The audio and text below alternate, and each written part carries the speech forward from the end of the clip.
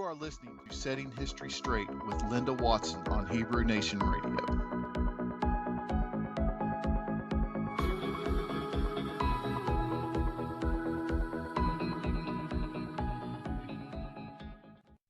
So we're going to talk about the book of Malachi, and we're going to talk about that in terms of how we see it today in a modern viewpoint. It was written around 430, the time of Ezra and Nehemiah.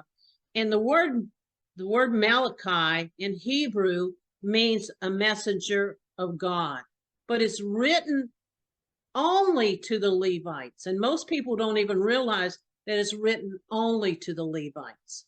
And we're going to see that because that's all it talks about in there is the Levites. It doesn't talk about anybody else. And it mentions Judah because it's the conservative people, but it really is talking to the Levites. Well, who is the Levites today? Well, we are the Levites, the people that are trying to teach the people in the world to go back to covenant, to go back and return back to God and become believers. Those people are the Levites. Now you've got the good Levites that are doing their job, and then you've got the Levites that are truly the ministers in the world today, and we're going to see that. But we're going to start with Matthew 12, verse 18, because nobody understands this verse, okay? It says, Matthew 12, verse 18, behold my servant whom I've chosen, my beloved, whom my soul is well pleased. I will put my spirit in him, and he shall show judgments to the Gentiles. Well, that's talking about the Messiah, but it's talking about being chosen. And chosen means you have a job to do. That's what it means. And then it says, Matthew 22, verse 14, and we're real familiar with this verse, but nobody understands it. For many are called and few are chosen. That means all of these people out here that are believers, that they don't really follow the Old Testament laws. They don't keep their own thing. They're doing man-made holidays instead of the ones that are the biblical holidays. So these guys many of them have a relationship with God. They have enough knowledge to know that they have to go to God for their answers, and they are looking to God for their answers. And it's no doubt when you go into some of these churches, some of these people are very dedicated, and they think you're just crazy with what you believe. And so my whole point is those people are the called. God's given them enough knowledge to be able to do what they need to do and live their lives, and they look to him for their help. And so you see these people, all the time. I know. I'm just going to ask y'all, so do y'all have friends that, that you actually see that they truly are believers, but they're not following the Old Testament laws. They're not. So do y'all have friends like that? Oh, yes. Yeah. Children too. Family members too. Yes. And are they not looking to God for answers? They don't do it all the time, but they do look to God for answers. Yes. Yeah, and some of them are real true believers, and I mean they believe in what they believe, and they think they're spiritually right. They think what they've been taught is correct. They've been deceived, but what they taught is correct. This group of people are who the fathers called the called out ones. They're the called. They are the called. But few are chosen. So in other words, a lot of people read that and thought, well, we have a choice whether we are going to walk this walk or not. And it's only a few people that do it. That's how they read that verse. That's not what that verse says at all. It says that many are called and few are chosen.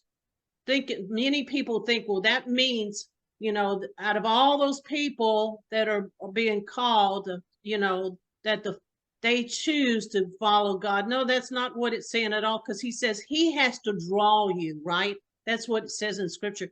And the Messiah says, all the ones you have given me, I have kept them. And he said in other words, the Father chose The Father chose who would be in that group called the chosen. The chosen are the ones we just read about, and that a chosen person has a job. And so, because this is a thing that this verse has confused people for a long time, because they think it's their choice. But I can tell you, with Jonah, was it his choice? Did Jonah have a choice? Ask, all you got to do is answer that question. Did Jonah have a choice? Because I believe he died in that whale's belly. And so how does a person live in the belly of a whale? There's no oxygen there. So he had to have died, and then he was coughed up on the shore. And so 3 days later. And so he didn't have a choice. He had a job to do. The Father said, you're going to do it, and you're going to do it. So you have two choices. You're either going to do the job, or the next choice is you're going to do the job. So that's your two choices.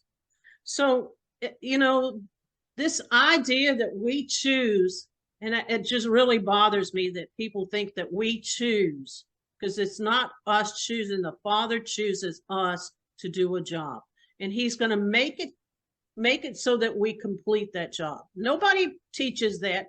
Nobody understands these verses, but all of these churches out here that are not really following the Torah laws and following the Old Testament laws, those are the people that are called, because Father hasn't given them the knowledge that they need to be able to go do their job. Do y'all see that? Now it says, except that the Lord had shortened those days, no flesh would be saved for the elect's sake, whom he has chosen. So the elect are the people he has chosen. It wasn't that they made the choice. Do y'all see that? They didn't make the choice. He made the choice, and he has shortened the days for the elect. And that's what he's saying. And there's no way around it, that he's the one that has chosen. The Messiah said the Father chose him. It's not like you decide on your own that you're such a righteous person that you make that choice. That is not. The Father says your righteousness is as dirty rags. So he doesn't have any use for your righteousness. He has use for the righteousness he gives you, right? He lives in you, so he gives you that righteousness. But when you are chosen, that means you have a job and you are the elect. Okay, and I think there's other verses on that, but we probably won't get into that. Now let's start with Malachi 1, verse 3. And it says, Ezekiel I hated and made his mountain a desolation and gave his heritage to the jackals in the wilderness. And whereas Edom said, we are beaten down, but we will return and build the wastelands. Thus said the Lord Jehovah, and they shall build, but I will throw them down, and men shall call them at the border of wickedness, and the people against whom Jehovah has had indignation for forever. Now, that is not a race of people. He's talking about people that fall into that role of Edom or Esau that are against God. And he has been against them forever. I don't think he's talking about a specific race here. I think he's talking about a mindset that people have. And he says, and they will return and build the waste places. Well, the waste places is the land in the Middle East. And many of those people, you can consider them Edom, because they do not believe in the Messiah. And the ones that are going to church and are going to temple over there, they're following Talmud and everything else that's not scriptural.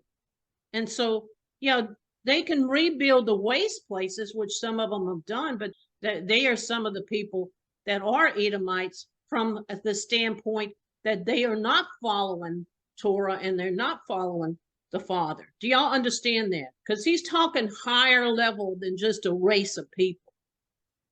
And so, and he's saying they will rebuild the wastelands. That's, I think, is the old land of Israel. And so how does a place that has no water and it's just dry in a desert, how does that how do people figure that is the promised land? Because, you know, it's not a place that where all the blessings are, and all the blessings have been in this country. Yes, we know that the scripture tells you that Jerusalem in the Middle East was a promised land, but what we don't realize is there's more than one of them. And it's not just talking about the Middle East. We are that land. We are the land that got the double blessing. And we're the blessed nation in the earth. And it's really easy to see that. Really easy to see that. And people just can't make that transition. And the land in the Middle East will have a job at the end time. That's where the two witnesses will die in the streets and in Jerusalem. They will have a job. They have a role. We want to look at this verse, Malachi 1 verse 5, and your eyes shall see and you shall say, God is magnified beyond the border of Israel. So God has magnified, and he has actually moved beyond the border of Israel. Do y'all understand what he's saying here? I have moved beyond the border of Israel. That is not just my land over there. That I have moved beyond that border over there. That I've spread this thing all the way to the Pacific Ocean. And I have people in all of these continents in the western part of the world that believe in the Messiah. And so that's what he said. I have magnified beyond the border of Israel. Don't just look at the land in the Middle East as the promised land. I mean, when we read this, we should be able to see this. Now, Jeremiah 33:21, then may you also my covenant be broken with David and my servant, that he should not be a son to reign over his throne. And the Levites and the priests are my ministers. So now we're starting here, and he's telling you who the Levites are. The Levites are my ministers. So the ministers or the preachers or the biblical, what do you want to call them, pastors, evangelists, that is who he's going to address in this book. He's going to be talking about the ministers in this world. He's going to address this in this book. Now, let's go on. It starts in verse 6 here. A son honors his father, and the servant his master.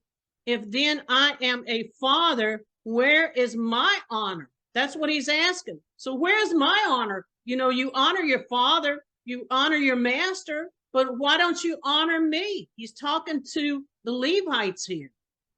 And if I am your master, where is my fear? And they're going on, oh priest. See, that's the Levites. Oh priest, that despise my name, and you say, wherein have we despised thy name? In other words, the name is not he's not specifically zeroing in on a specific name. He's zeroing in on the respect that you have for him. Okay, and so that's what he's trying to say here. You know, where is my respect? Going on, verse 7, you offer polluted bread upon my altar. You're not teaching the truth. The people are eating food. Yes, they're eating the wrong stuff. It's polluted food. And you say, wherein have we polluted thee? And then do you say, the table of Yahweh is contemptible. But going on, verse 8, and when you offer the blind for sacrifice, is that not evil? And when you offer the lame and sick, is that not evil? Present now upon thy governor, will you be pleased with thee? If, in other words, if you presented it to the governor, would he be pleased with the offering that you give to him? So they're talking physical here, because it says, don't go, you know, you were told not to put the lame on and offer those as sacrifices in a lot of cases. Will you accept thy people? All right, so he said, will you accept thy people? So going on, Jeremiah 31 verse 8, Behold, I will bring them from the north country and gather them from the uttermost of the earth, and with the blind and the lame and the woman and the child and her that is in travail with child, a great company shall return unto thee. So he's telling you who the lame is, who the blind are, and also the woman with the child, that's us. And the woman that's in travail, that's the people that go through the tribulation and are in all the pain. A great company shall return. That's what he's saying. He's talking about the gathering. After people have been brought into captivity, they're going to be regathered back to their lands. Now, going back into Zechariah 13, verse 8, and it's going to explain this. It came to pass, okay, that in all the land, said Jehovah, the 2 parts shall be cut off and die, and 1/3 part shall be left therein. And I will bring a 3rd part into the fire, and I will refine them as silver is refined. Look at the word silver there. That's associated with the Levites. And I will bring gold them as gold as tried, and they shall call me by my name, and I will hear them, and I will say, it is my people, and they shall say, Yahweh is our God. So this is the group of people he's talking about here that are taken into captivity. They go through the fire, that's tribulation, and then they come back out, and he calls them his people, and they have now repented and returned back to him. The same story of the prodigal son. But now this is what's interesting, that he's labeling all these people as lame and blind. Okay, and that is Israel. She's talking to Israel here that she's lame and she's blind. And it says up here in verse 8 that, you offer up your sacrifice on the blind and the lame. You're sacrificing Israel. These people don't know how to follow God. They are blind spiritually, and they're lame. They don't know how to walk it. All right, so verse 9, and now I pray thee, entreat the favor of God, that you may be gracious unto us, that by what means will he accept any of your persons? Oh, that thou may be one among you that shall shut the doors, and that shall not kindle the fire on my altar in vain. He said, could there not just be one of you that does what he's supposed to? He's talking to the priest here. Remember, he started out saying, I'm talking to the priest. He said, can't one of you do it? Can't one of you do things right? Neither will I accept an offering at your hand. So the stuff that you're doing, I'm not blessing it. I'm not accepting the sacrifices that you're making, because, you're offering up stuff that's not what I want. And that's really what he's saying. But you have profaned the table of Yahweh, is polluted, the fruit thereof, even its food is contemptible. So he said, what you have to offer the people is nothing short of garbage. So you have nothing to offer the people. You're not teaching them what they need to know. Going on.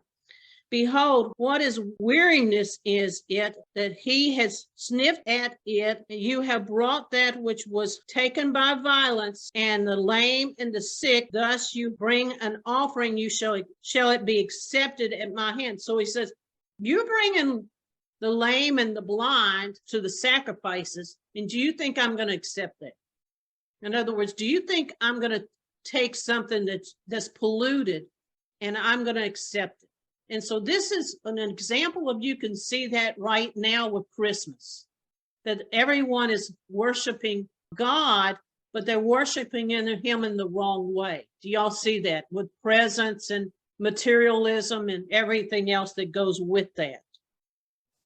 So here he's talking, verse chapter 2, he starts, oh, you priest. Do y'all see that he's talking to the Levites? He's talking to the churches, because he holds the churches in contempt, and he does not like the religions of this world. He doesn't like the religions. It's very plain that he's making it clear he doesn't like the religions of this world. He said, can only one of you do it right? Going on. verse 2, and this is such an important verse. And if you will not hear, and if you will not lay it to heart to give glory unto my name, in other words, to my authority, you're not submitting to my authority. So will you take it to heart, is what he's saying. Will you take what I am teaching you to heart? And he said, if you won't do it, behold, I will rebuke your seed, spread out the dung upon your face. This is punishment. Even the dung on your feast days, you shall be taken away with it. And you shall know that I have sent this commandment unto you. So you're going to eventually figure this out, that my covenant may be with Levi. Levi was the tribe that represented, the priest. They were the priest and they were the ministers. So he said, I made a covenant with them, and they were supposed to be my pastors and my teachers. And so that's the covenant he's referencing here. My covenant was with him of life and peace, and I gave them to him that he might fear and fear me, and stood in awe of my name, my authority. See, my authority. And the law of truth was in his mouth, and unrighteousness was not found in his lips.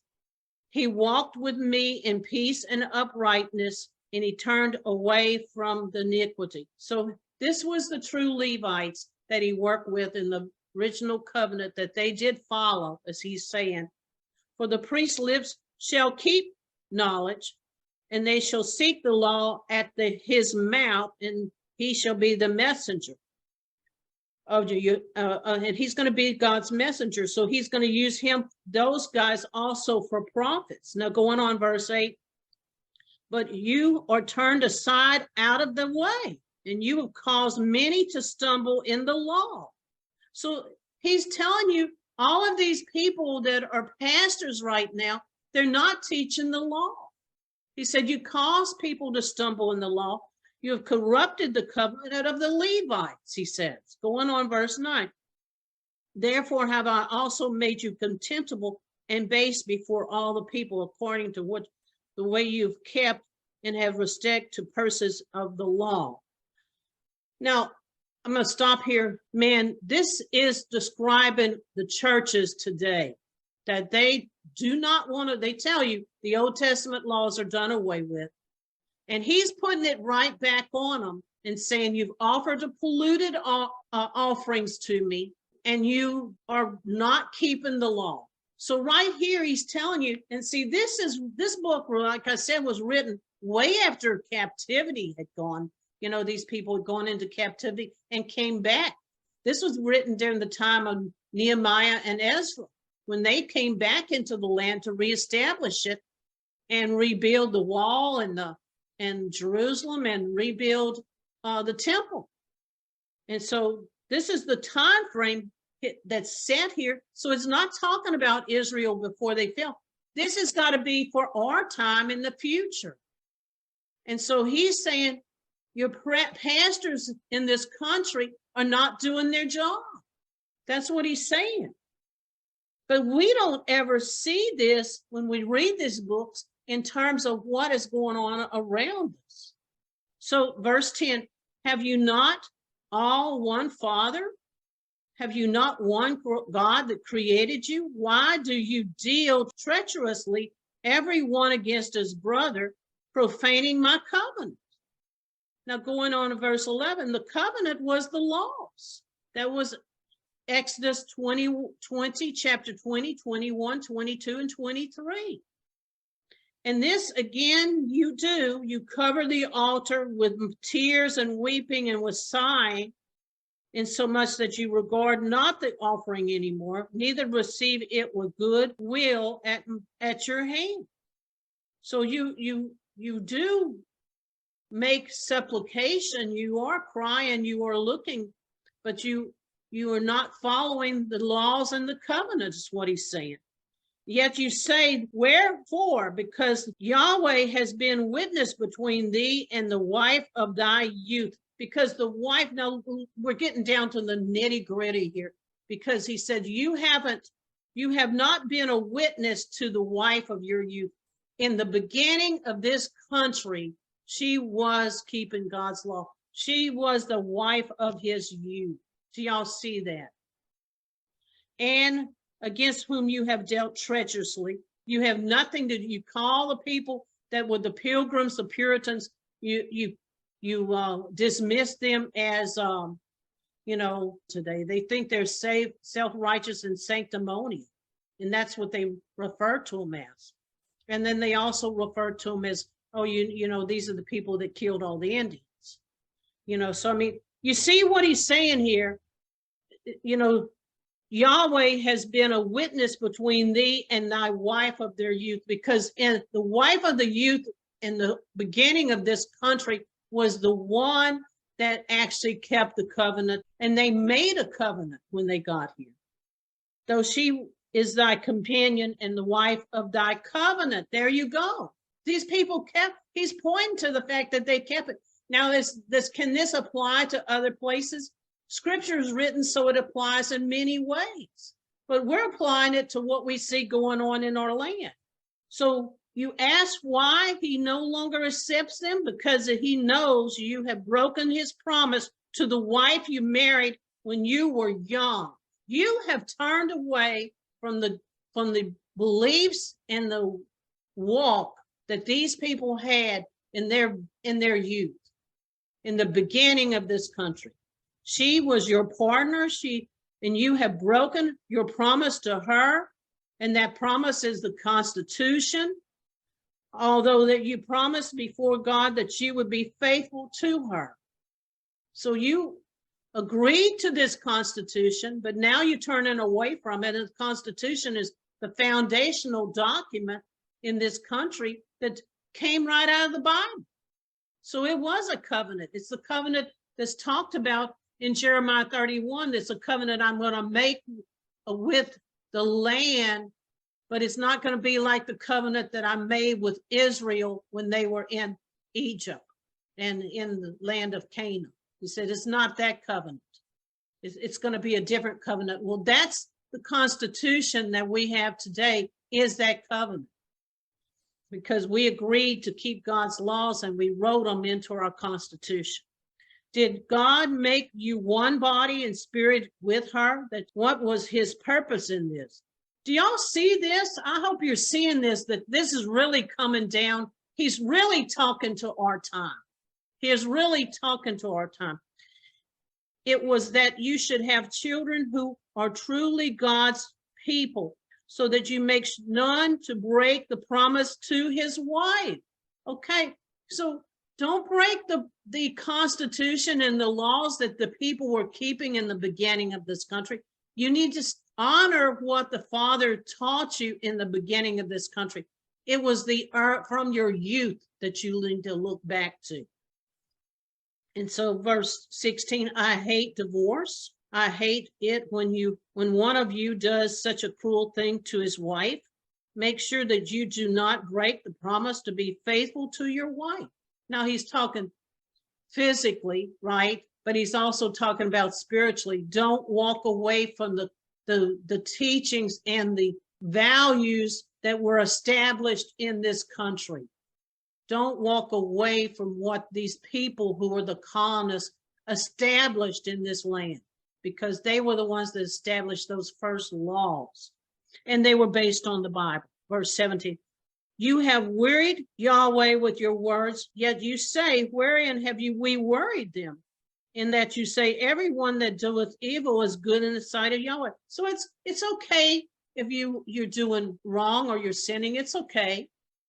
And that's what they're saying. If you're sinning, it's okay to break those laws. And then going on, he delights in that. Where is the God of justice?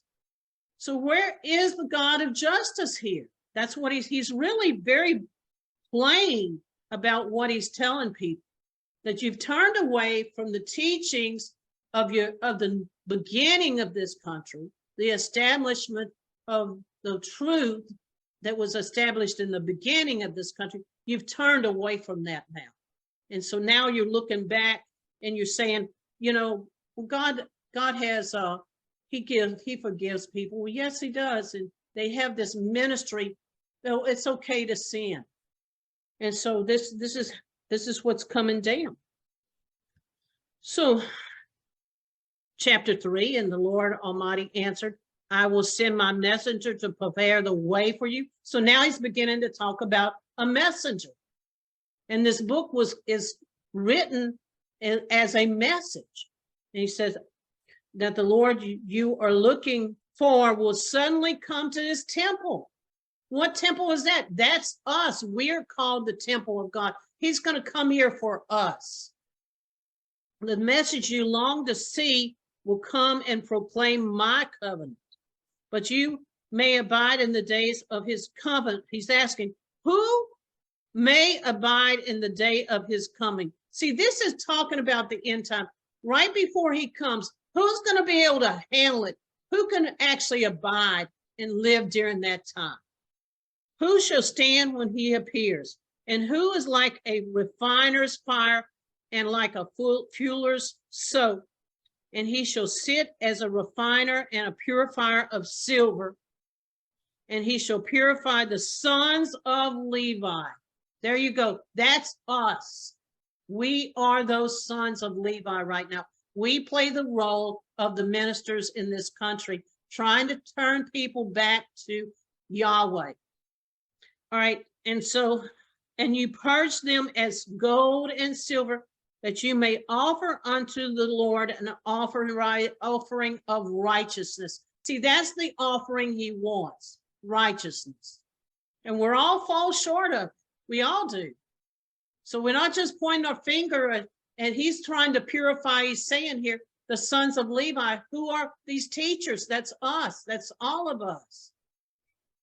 I will come near to you to judgment, and I will be swift witness against the sorcerers, against the adulterers, against the false swearers, against the those that oppress the hireling of the wages, the widows and the fatherless and the strangers, and fear not me, said the Lord. So he's gonna bring judgment. So all the things that are going to happen in the book of Revelations is the judgment.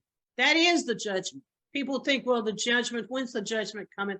Later on, at some other time, the Father's going to, no, he's going to judge you in the next few years when all of this stuff comes down. That's going to be the real judgment. So, and then this next part has to do with, and I'm not going to really read too much of this, but it has to do with people not giving tithes and offerings. And so I'm just going to kind of skip down through that. Let's go to the next piece here. And they that fear the Lord shall spoke often one to another. So we need to be talking to one another during the week, during the, and reminding ourselves and becoming sharp swords. And, iron sharpens iron. And the Lord hearkened and heard it, and the book of remembrance was written before him for them that fear God, that has thought upon his name or upon his authority. So the name is not technically mean the name there. He's not interested in how you pronounce it. He's talking more specifically. Do you have that respect for me? Where is your respect for me to follow what I tell you to do? Going on, 17, for they shall be mine. We are his people. The people that are chosen, which are these Levites, they are his people. He considers them his. And in that day when I make up my jewels, that I will spare them as a man spares or his son that serves him. How wonderful a promise is that we're going to be spared. And he says, when the day when I make up my jewels, because we're going to be like a jewel to him. This is such beautiful language. It's just beautiful stuff. Then shall you return and discern between the righteous and the wicked. So you're going to have a job. You will discern between the righteous and the wicked, between him that serves God and him that serves him not. So there's going to be a dividing line for the people who do these things right and who who don't do them right. Going on Malachi chapter 4. And behold, the day comes, and that shall burn as an oven, because you had 3 sets of destruction. You had the water, which was during the time of Noah. Then you had the coming of the Holy Spirit, which came through first baptism and the laying on of hands. That was the second calling. And then this third calling comes at the end time, and it's associated with fire. It's a burning, and tribulation is associated with fire. And so that's why he's talking about burns as an oven. All the proud and all those that do wickedly shall be a stump. So if you're not going to follow, if you're going to have, like, as they say, 2 choices, you're going to do it his way or you're going to do it his way. That's your 2 choices. So if you're not going to follow him, you're going to be burned up. In other words, you're going to go through the judgment and during this tribulation time. And you're going to be destroyed. And that day shall come, shall burn them up, said the Lord of hosts, and it shall leave them neither root nor branch. Okay, so they're going to have another time, I believe, for salvation. That's after the 1,000-year period that they come up, and maybe to some of them different resurrections, but at least during that time. Now, verse 4, verse 2, and unto you that fear my name, that's my authority, shall the Son, S-U-N, of righteousness arise. So the Messiah is coming back as a bright light, if y'all remember. He's going to be like a shining sun that comes into this universe. And this is what he's referring to here. Son of righteousness arise with healing in his wings. He's gonna, when he comes back, all the people that are in the grave that have been there waiting for this resurrection, they get healed and they get their new bodies. And that's what it's referencing here. And it can reference other things. And it says, and they shall go forth and grow as calves out of a stall. And verse 3, and you shall tread down the wicked, because the tribulation is going to be the judgment, and those people are going to be the ones that go through the judgment. This is what he's referencing. And they shall be ashes under the soles of your feet in that day that I shall do this. Now, verse 4, this is what he's telling us. Remember you the law of Moses, my servant, which I commanded unto you in the Horeb, all of Israel, with the statutes and the judgments. He said, remember all the laws that I gave you. That's what he's telling the Levites, because this is written to the Levites. So he's telling them, remember my laws. Remember to keep them. Behold, I will send Elijah, the prophet, before the coming of the great and dreadful day of the Lord. That was the work that was started in the beginning of the 1900s, that where the people were in the worldwide church of God. They kept the holy days and the Sabbath and all the Old Testament laws. They would eventually break down, and the church would dissolve itself, and it just spread, and it made all these different groups that keep the Sabbath, the holy days, keeping God's laws the best that they know how, and they're faithful to this covenant. And so that's the work he's talking about, that was already laid out before this end time, because it's been laid out so that we can teach these people when they actually repent after the punishment comes on. And so going on verse 6, and it's actually a person too, that shall turn the heart of the fathers to the children. That's us also. We're the ones that are trying to turn people back to the fathers, the original fathers, which was Abraham, Isaac, and Jacob, returning back to their laws that they taught, and which was the covenant. And he's telling you that that's what we're going to turn people back to. That's what we're doing. And the heart of the children to their fathers, lest I come and smite the earth with a curse. So he said, you better be doing your job. And so this is how it ends. This is so easy to see that this thing really absolutely is talking to our time. It wasn't even written before the Israel went into captivity. It wasn't written before Judah came into captivity. The book was written way after Ezra and Nehemiah brought a group of people back into the land after 70 years after Judah had fallen. It may have not been 70 years exactly, but 70 years from the time Nebuchadnezzar started his conquest in the land of the Middle East. Okay, so when we look at this, we know that this thing applies to us. It is written to us. We need to put these books, and that's why I'm going through them. We need to put these books in the proper perspective and realize they're written to us. And this whole book was written to the Levites. It was written to the ministers in these churches worldwide, really, for them to look at their life and say, am I teaching the right things? Am I teaching God's law? Am I teaching the covenant? Because he's made it very plain that many of them are not. But his true Levites are the ones that are going to be doing the covenant and teaching the correct things and turning the hearts back to the original fathers who were Abraham, Isaac, and Jacob. And so that's what he's telling you. That's what this message is about.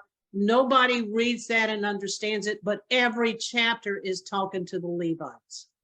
And he says they're going to be refined like silver and gold.